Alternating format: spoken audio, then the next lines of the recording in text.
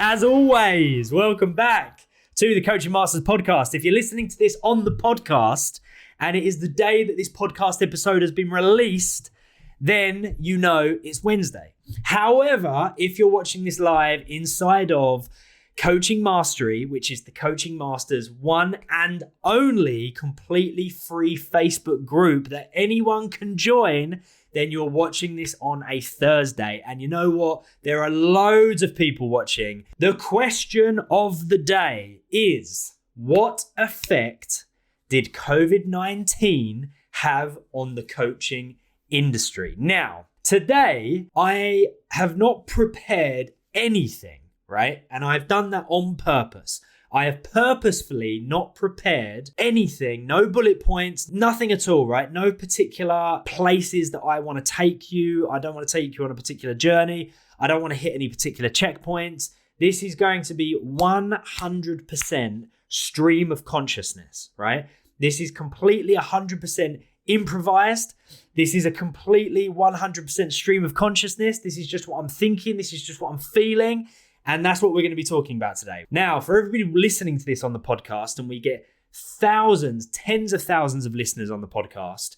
Now, let me say this before we dive into the topic itself.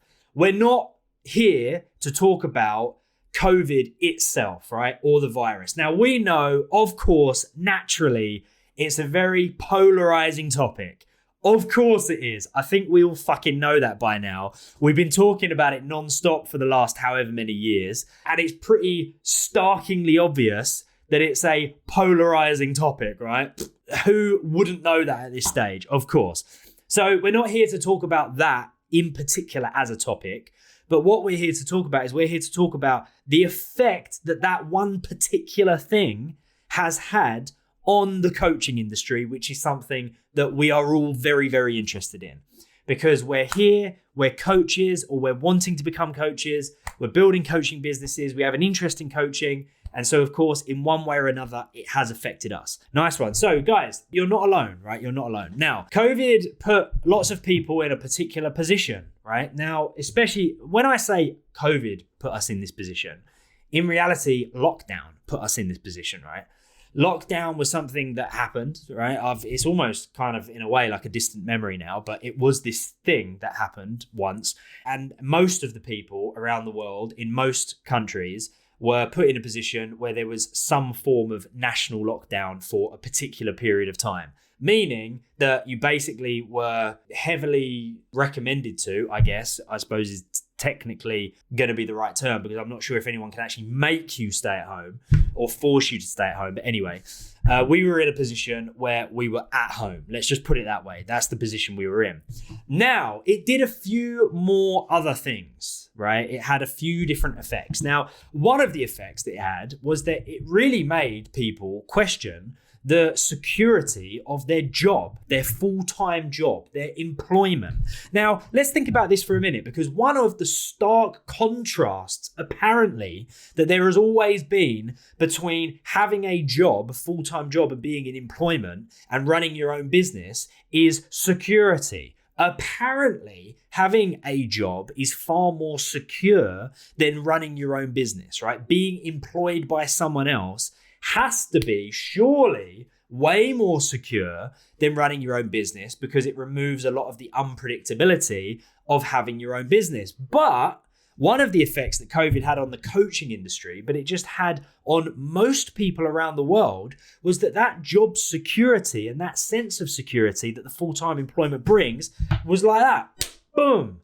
It was completely knocked off of its feet, because then all of a sudden, people are in this position where there is this realization that actually they can be told to not go to work within minutes. Don't come in. In this immediate moment, a message of you're not allowed to come into work. There are all these people being furloughed. You have to stay at home. Now, a whole batch of people were able to work from home, and many, many, many more were not able to.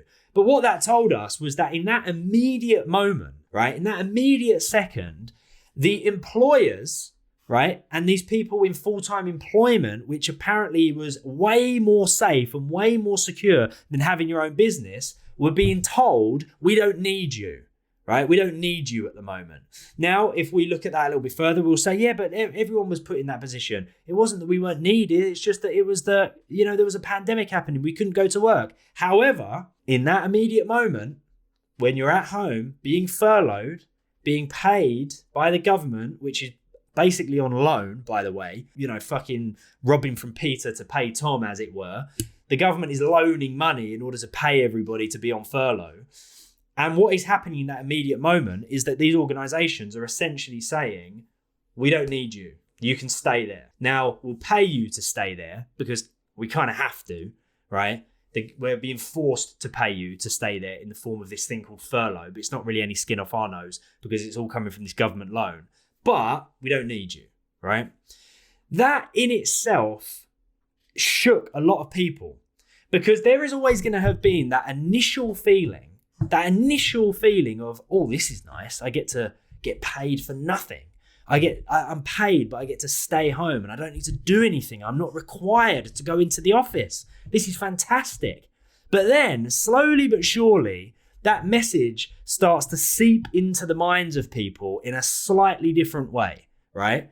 Oh shit, I'm not required to go into the office. I'm not needed there, right? So one thing that it highlighted in a big, big way was that your employer has the ability to drop you like a bad habit whenever they want at the drop of a hat. And there will always be a reason as to why an individual person is not needed, right? There's always going to be a reason as to why that individual person. Now, I know people that have worked in organizations for decades, right? Decades and decades and decades, and they've dedicated their life to the organization. They've dedicated their life to the business. They've dedicated their life to the cause, right? I've got many friends in the military who are like this. This has happened completely by accident. I don't know why, but I ended up growing up with a lot of people that joined the military. I have no idea how that happened or why that happened, but many of my friends joined the military. And I know people from lots of military families. Now, I've seen many people, and I know many people personally that have dedicated their whole life to the military and then have been completely dropped out, thinking that they're going to be looked after, not getting looked after by the country that they fought for, not getting looked after by the government, and just being out on their arse, right? Now, that's one section, that's one sector, but I'm talking about every fucking sector here. In reality, you are at the mercy of the individuals that are employing you, right? So the reason why I'm really emphasizing this very, very, very strongly is because it has always been the one argument, the one very, very stark, very strong argument between having full-time employment and starting your own business. The main argument has often been focused around a sense of security, and COVID completely and utterly pulled the rug from underneath people when it came to that security, because everyone was coming to the realization that they can be fucking dropped like a bad habit overnight. You can be dropped, right? Now, one way of thinking about this is, and I think it's really important to have this kind of visual over this, right? Now, an organization, think of an organization that you work for like a team, okay? Like a team. Because really, that's what it is, right? It's a group of people. That's why they call it a company, because it's a company of people. It's a company of individuals. In the same way that you can have a company of actors, it's a collection of people that are all working towards the same thing. So it's almost like a team. It's a team of people. It's a group of people that are all on the same mission, working towards the same thing. Now, much like every other team that exists, as a team member, you can be replaced. You can be dropped, right? You can be removed from the team. And who makes that decision? Whoever is at the top makes that decision. Whoever is at the top, whether that be the CEO, whether that be the board members, whether that be the founders, whatever, the senior management team, SMT, some organizations call it, they make that decision. Right? So if you're working within an organization, there can be this really strong sense of, I have this security because I'm hired by this person in this place at this job. But at the end of the day, whoever's at the top of that chain can make the decision that you can be dropped from the team at any one moment.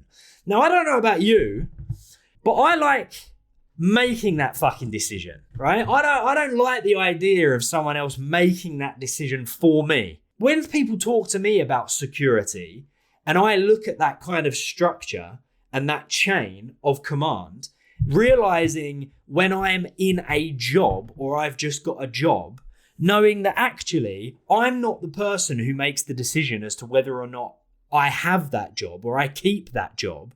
And actually that decision comes way, way, way above me. And at any moment, the people at the top of the chain can make the decision that they don't want me working there anymore and I could be fucking dropped.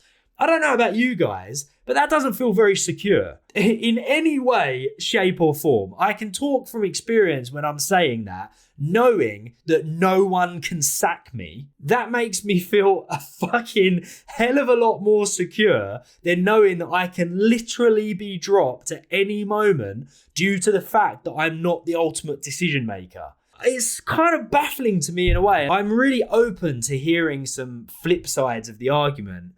But I think that this no doubt is one of the things that COVID has absolutely shown people, because it showed people how out of control they are within their job and their organization. They're not the ones in control, right? Don't ever be fooled by that and have that illusion, right? Regardless of how long you've been in a position and regardless of how high up that position is, if you are not the ultimate decision maker, you're not in control, right? You're not. You're 100% not. If you're not the ultimate decision maker, there can always be a decision to remove you from the team, right? Let's use a fucking sports analogy, right? I don't know that much about football, right? When it comes to like typical English football, I'm not a big football fan. I know bits and I quite enjoy watching it every so often, but I'm not a big English football fan. But however, right, let me just use an example that I think most people will at least kind of get. So Manchester United football team, probably arguably the most famous, Premier League English football club in the world. For many, many years, the manager of that team was Sir Alex Ferguson, right? Now, to the point where he was so influential and he was so successful that he was fucking knighted, right? Became a knight of the realm. The Queen herself made the decision that this man's contribution to sports and football, particularly at Manchester United, was so strong that she needed to drop a sword on both of his shoulders and say, "You are now Sir Alex Ferguson." Yet, that man was an employee. Now, the owners of Manchester United Football Club, at any moment that they deemed fit, could fucking drop him like that. So, when I'm talking about job security, I want you guys to really embrace that analogy and that idea for a moment, right? If Sir Alex Ferguson doesn't really have complete and utter job security as the manager of Manchester United Football Club, just by the simple fact that the owners of the club could one day make the decision that they don't like the way he ties his shoes, and I'm going to fucking fire him for that, right? Ultimately, they could find any reason to get rid of him. This is someone who probably has the greatest track record within the game of management for English football in history. So much so he was knighted by the Queen Elizabeth II, and still he could get sacked. Now, if he can get sacked, anyone can get sacked. That's what I'm trying to get to when it comes to this, right? So with that one small fact in mind, job security, right? Is it a real thing if you are not the ultimate decision maker?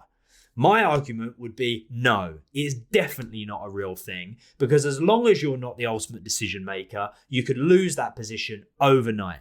Now, think about the position that I'm in. No one can sack me. No one can fire me. I'm the ultimate decision maker when it comes to the business in which I'm in. No one has that power to get rid of me, right? That's freedom. That's job security. And what you have when you start your own coaching business and you become a coach is you have that level of security because no one can fire you.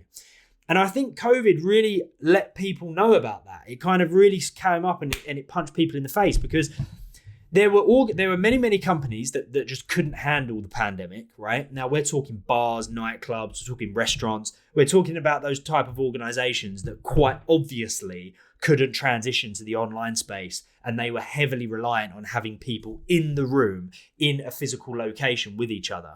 So there are many organizations that failed because of that. And there are going to have been many people that had worked for those organizations for years. So that's another thing to consider. It may not even be the fact that you're not the ultimate decision maker. It may also be the fact that something could happen to that organization that is completely outside of your circle of influence, and you're not able to do anything about it, right? Because you're not there at the forefront trying to make decisions for the organization, right? So that is another situation in which you have limited security, just for the sheer fact that something could happen to the organization and there's nothing you can do about that. And that happened throughout COVID as well. Being the one that makes the decisions is always going to put you in a stronger position than not being the one that makes the decisions. There's really no argument to be had there. Ultimately, being the one that makes the decisions is, of course, going to be the more secure, stronger position, naturally, because your fate isn't in the hands of someone else. It's within your own hands. So anyway, that's the first thing. There were many other things that happened due to this. But one of the first things that happened is that people's job security was being seriously questioned. And there are a lot of people at home thinking, fuck, am I going to get the sack here? Because in reality, I'm actually not needed. And there's going to be many changes happening, or my business didn't survive the pandemic and it shut down or whatever. When I say my business, I meant the business they work for. But the second thing was, all of a sudden, there was this seismic shift, this huge seismic shift, moving people online. Now, this was something that me and Lewis have been talking about way before the pandemic happened, way before COVID happened. We had been talking about this for years before, right? This was the whole premise that the Coaching Masters was built upon. It was built upon the premise of building online coaching businesses and coaching people online, utilizing Zoom, utilizing Facebook Lives, utilizing social media, utilizing the technology that has been in front of us for a very long time. But it was always us basically trying to convince the coaching industry this is the way that things are going. Now, just to give you a little bit of an insight into this, which is something that we don't often talk about, is me and Lewis, as individuals, at the very start of creating the Coaching Masters, we actually approached various different coaching training academies and various different governing bodies, right? Self-governing bodies, let's have it right. We approached them saying, by the way, you do realize that there's this entire world online, right? That you're completely not utilizing. And at the moment, you are heavily reliant on people actually leaving their homes or leaving their offices, jumping on a train or getting in the car, going to a physical location to sit in a room with you, which you've needed to pay for a huge amount of money, especially if you're renting like a big like auditorium or even a big fucking meeting room in the city. And you're also reliant on those people. They happen to be free on the same day at the same time without personal commitments or family commitments or job commitments. Me and Lewis were going to those organizations and saying, you do realize you're making this really fucking hard for yourself when actually you've got this online space that you could utilize. It was like standing up on stage in front of a group of people to try to introduce them to coaching, right? Trying to get all of these people to come and join you in a physical location after they finished work, right? That's called a Facebook Live. You do realize that, right? So hang on a minute. Like when you're selling your programs to people and you need them to basically walk up to you with their card and put it in a chip and pin machine that you've got holding there after your presentation, like that's called Stripe. We've got something called Stripe that you can do that in. It's like, so hang on a minute. So you're needing to physically follow up with these people that you've been in the room with, to then continue following up with them, to build them a relationship, to try to get them into another room, to then offer them something else. And then hang on a minute. So then you're also trying to get them into another room in order to give them a copy of your book, to then get them interested in. I was like, you do realize that that's called a sales funnel. And that sales funnel can happen entirely online. It was like everything that they were presenting to us. Well, they weren't even presenting it to us because we knew. It was like there's an online equivalent for that, which is way more effective. It's way more efficient. And it doesn't require people to be completely put out of their comfort zone to the point where they're like, oh, fucking hell, I've just had a long day at work. Do I really need to jump on the train to go and sit in this room to go and hear this presentation? It was like, it's all there, right? It's all online. So anyway, we were preaching this way before COVID. And you know what happened? Every single one of them, right? Every single one of them, like the fucking dinosaurs that they are, they all told us it couldn't be done. Every one of them told us it wasn't possible. It's not possible. You're not able to create the same connection as if you were standing in a room with these individuals. Now, let me put this, right, to the Coaching Masters community and the Coaching Masters members who are watching this live right here, right now, who I have never met in person, right, which statistically will be all of you, I think, if not the very, very vast majority of you. Do you or do you not think that there has been a connection that has been created between me and you, me, Lewis, and you guys, each other as a family, as a community, as a collective, right? Let me know, yes or no. Do you or do you not agree that there is a connection that has been created, right? There is absolutely a real life, physical, palpable, energetic, emotional connection that has been created between the Coaching Masters and you guys and everyone else that's inside of this community. Bearing in mind, I've not met any of you in person, right? I've not met you physically and we've not been in the same room. It was so fucking obvious to us that that connection could be created, right? And you don't have a requirement to be in the same room as someone to create that connection. Because if I was standing in the same room as you right now, I'd be standing in front of you and we would be talking face to face exactly like this. This is exactly what we're doing. Like, you're seeing that anyway, but it's a screen. So anyway, the vast majority of the ones that were really, really like, no, can't be done, no way, impossible. Let me just give you a little insight, right? The vast majority of them were within the world of NLP. Let me just fucking put that out there for a minute. Now, for those of you that have studied NLP and you know NLP and you studied under me, you will absolutely know that having an open mind, right, with the understanding that there are always more options than the ones that are immediately in front of you, and therefore understanding that mental flexibility is one of the most important things that we need to have within the world of NLP and coaching in general. And what I was faced with were these NLP experts going, no, I don't even want to hear about it. No.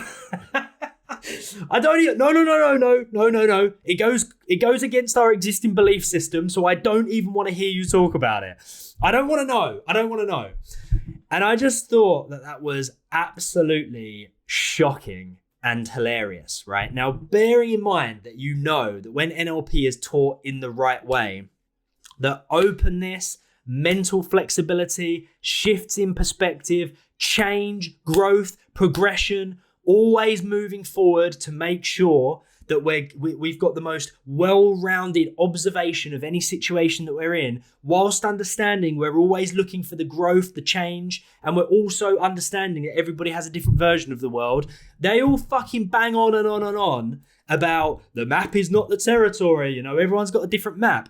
And I'm there presenting a new map, and they go, no, I don't want to know about it. It's fucking hilarious. So anyway, that's why when you learn NLP, you've got to learn it from you've got to learn it from people that actually practice it, because otherwise, you know, there's a lot of people that will teach it and they don't practice it, and it's just like the worst thing in the world. So just think about this for a minute. These are people that were coaches and NLP experts, apparently. So much so that some of them are even like within the governing bodies, and they were so closed to the idea that what we do can be done online. So anyway, going back to the original point of the topic of conversation, COVID created this seismic shift where all of a sudden people were moving online. Now, me and Lewis were ready for it. We were completely 100% ready for that to happen, because we didn't know how. We couldn't predict a fucking pandemic. God, my hair's like really sticking up today. We couldn't predict a pandemic, but we knew that at some point, everyone was going to start moving online, because to us, it was just obvious that's where the future was. So then all of a sudden COVID happened, and then people are in this position where they're forced to go online. And it was one of the most hilarious things to watch all of these other coaching academies like scrambling. We've got to try to take this course that we've done offline for the last 50 years and shove it into the online space.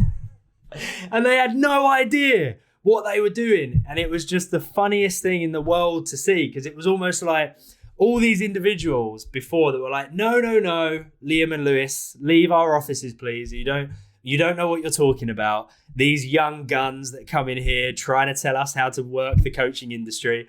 And it was just fucking brilliant, because then all of a sudden they go, oh God, I don't know. We've got to do this online thing. And it was funny to watch.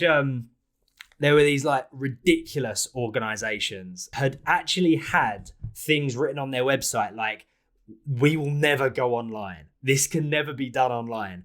Then I was literally seeing web pages pop up from them saying, you know, when we said we would never go online, we didn't really mean that. What we meant was that we will be online, but live and in the room via Zoom. And I was like, oh my God, these fuckers. Come on. Like, you're backtracking like you wouldn't believe. So anyway, long story short, basically the whole rest of the coaching industry scrambled trying to get their courses and their trainings online. And then we were at a point where we had already been doing it online for a couple of years. So ours just grew, and it was almost like they were trying to build an entire house on toothpicks, right? Because it was like their foundation was weak at that point. They didn't know how to do it. Our foundation was strong. We built it up. So that was another effect, right? There was this seismic shift of everyone moving online. So now all of a sudden people are questioning their job security. And all of a sudden people want to have more involvement in the online space. The third thing that happened was that a lot of people were put in a position where they were questioning whether or not what they did or what they were doing as a job was fulfilling. That was a big question, because this was very much an effect that the initial lockdown and furlough had at the very, very early stages. Before people started to get the message sinking in, where they thought, holy shit, actually, fuck, I'm not that required. I'm not that needed. This is really like kind of a very, very, this is a very flimsy position for me to be in. At the very early stages, where it was all like, you know, fun and games, brilliant, look, I'm getting paid to do absolutely nothing. All of a sudden, what they were actually experiencing is that they were actually experiencing a little bit of what it would be like if they had some form of financial freedom. Because they were getting paid their furlough money, but they were actually just at home doing what it is they wanted to do. And naturally, when you're put in that position, you can't help but stop and think, what do I want to do? Because I have the ability now to do what I want, right? I'm here, I'm getting my paycheck, my bills are covered, so I don't need to worry about that. But then at the same time, I don't need to kind of be on this consistent hamster wheel that I've been on for however many years. Because of the pandemic, everyone's got to stay home. I can actually choose, I can choose what I want to do. So when you're in a position where you can choose what you want to do, what's the first question that you ask? What do I want to do? So then all of a sudden people were put in this position where they were like, fuck, what do I want to do? I've not really thought about this in years. If I just had the time and the ability to do what I wanted and not have to stress about paying my bills or going to work or just going out there and fucking earning a pound note or $1 for those people across the pond, what would I do? So then all of a sudden, what starts to fill that question? Slowly but surely, you fill that question with things that fulfill you. Things that you would choose to do if money wasn't an object. Things that you would choose to do if you didn't have to go to work in order to earn your money. So obviously, what was also happening is that many people were realizing that the thing that they would choose to do if they could choose was very, very different to the thing that they were doing in order to go out there and just make some money. So that is very, very, very stark. When that boom pops into your head and you think, holy fucking shit. Actually, what I do on a daily basis, day in, day out, to go and make this paycheck, I would never be doing that if I didn't have to. I'd never be doing that if I could choose to do something else.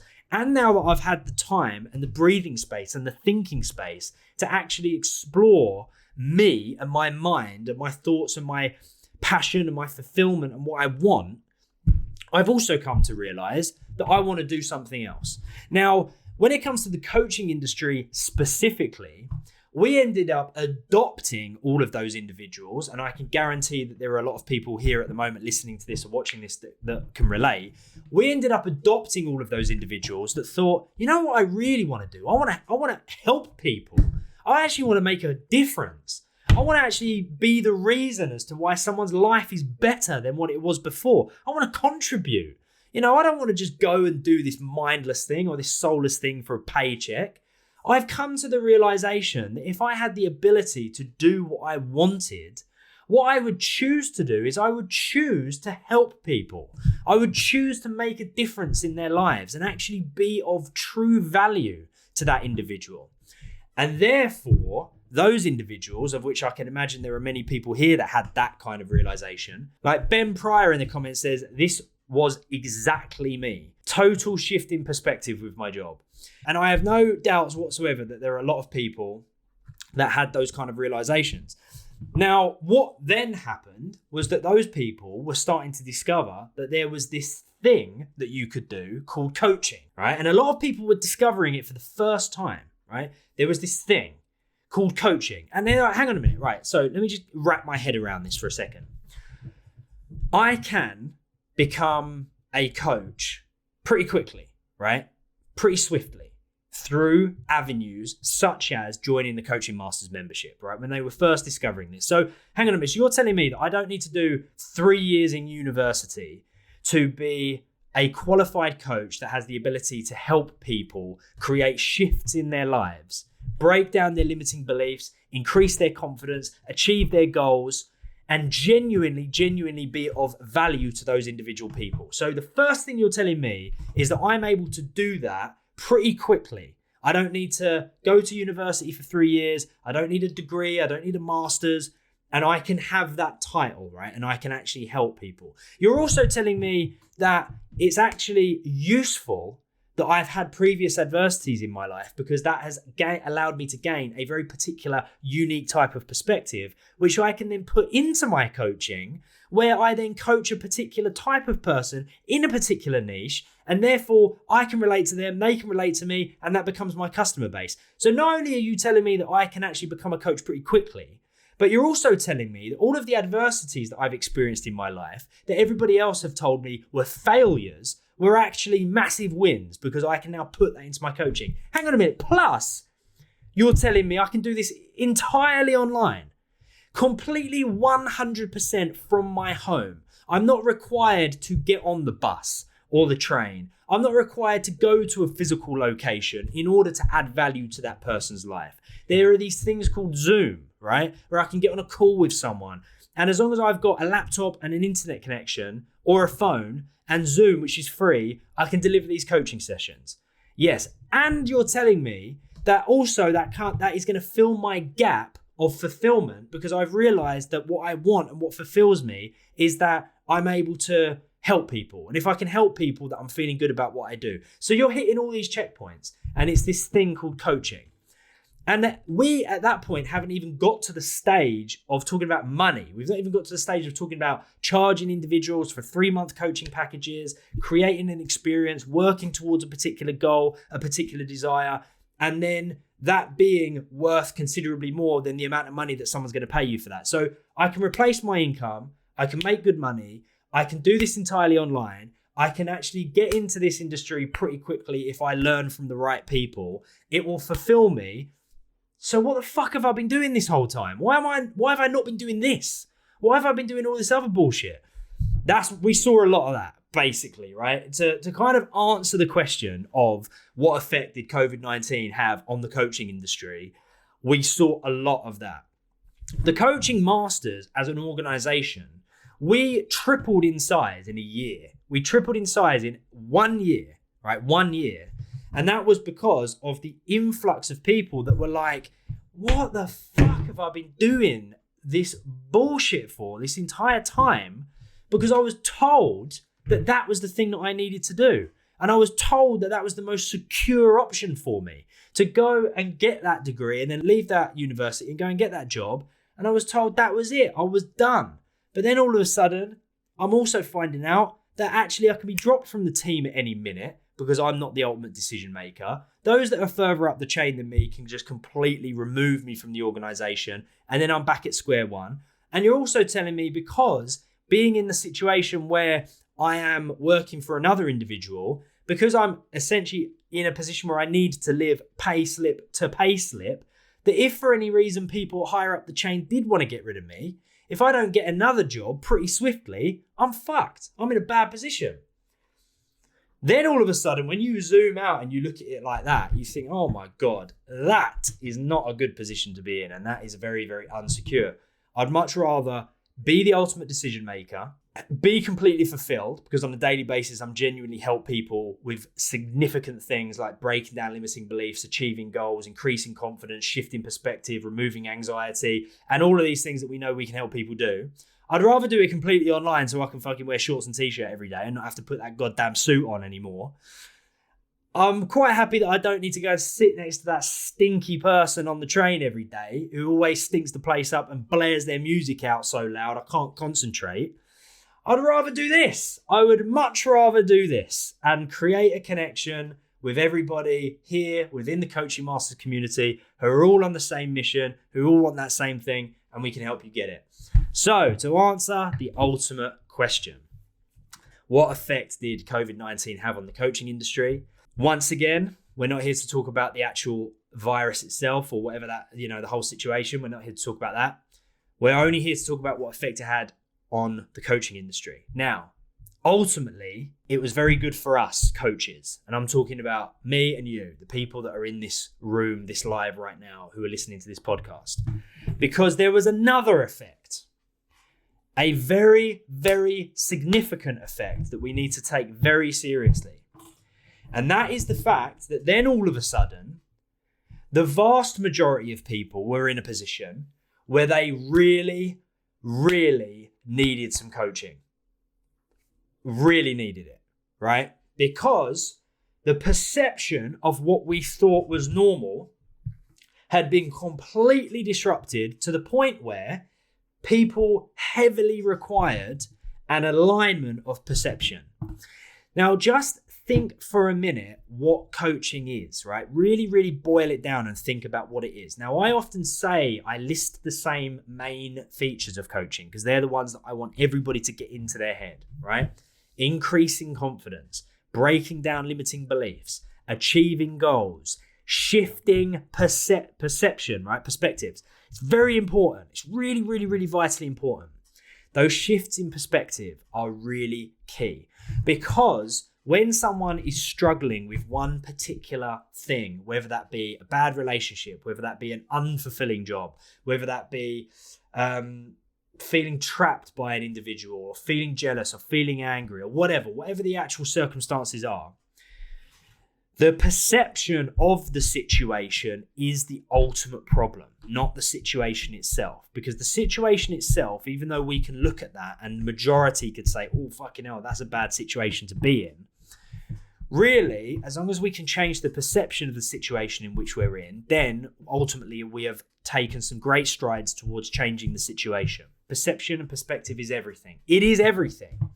And the reason that it's everything is our perspective is the window or the door in which our internal existence connects with the outside world, right? So dependent on that perspective will determine how we feel internally, right? Our thoughts, our feelings, our emotions. Now, of course, what we think and what we feel internally are the start of every major journey. What you think determines how you feel, what you feel determines what you do, and what you do determines the actions that you take. So with that in mind, if we can change the way that we think and feel, we've changed the beginning of the journey, and ultimately we've changed the end result. Therefore, the reason as to why people needed coaching, very much so, after the whole pandemic thing, and even still now, of course, because like I say afterwards, right, still in the middle of it or whatever, is that the perception that a lot of people have and had since then have been very damaging for them. It's not been the perception that is going to ultimately allow them to drive forward and move forward and create the life that they want, so that when they get into their old age and they look back when they're old and grey, they can look back and say, wow, I'm really happy with that. I'm really happy with the way that I lived life. I'm really happy with what I thought, what I felt. I'm really happy with the way that panned out. Now, we need to ensure that we are having the perception and the perspective which will allow us to take the action required to then move our life forward and drive our life forward, so that when we do get to the end of our lives, we are happy with the way it turned out. And at the moment, there are going to be a huge number of people that have a perspective that is not allowing them to do that and is not working for them, because it's holding them back, it's keeping them down, it's keeping them closed-minded, it's keeping them angry, it's keeping them trapped. And so therefore, what they really need is coaching. So there's been this interesting knock-on effect since the whole COVID-19 thing. And in all honesty, if we're going to completely simplify it, as a result, i.e. what result has it had on the coaching industry, is the coaching industry is completely blown up because of it. In a really good way, it's completely blown up because people have realized that there is this other option. I can do something that's totally online. I can make better money. I can be the ultimate decision maker. I can have ultimate fulfillment because I'm genuinely helping someone. And I can do that all and become a coach relatively quickly, and all of the adversities I've ever experienced are actually a benefit. So it's obviously a good option for us. And then when it comes to the clients, you've got a huge amount of people in the world going, you know what? Fuck this. I need to talk to someone about this, because at the moment, the way that I'm thinking and the way that I'm feeling, this isn't working for me. This isn't working, right? It's not getting me where I want to go. It's not allowing me to think how I want to think or feel how I want to feel. And I feel like I'm going backwards. I don't feel like I'm driving forwards. And at the moment, if I stay on this trajectory, I'm going to get to the end of my life and I'm going to be wildly disappointed with how it turned out. I've got to talk to someone about this.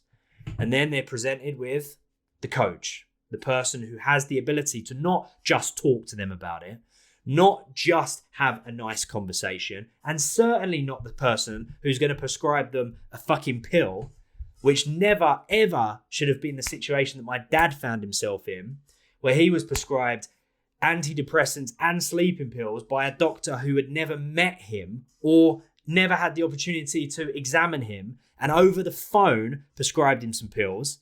And then he went and stepped in front of a train and killed himself 9 days later.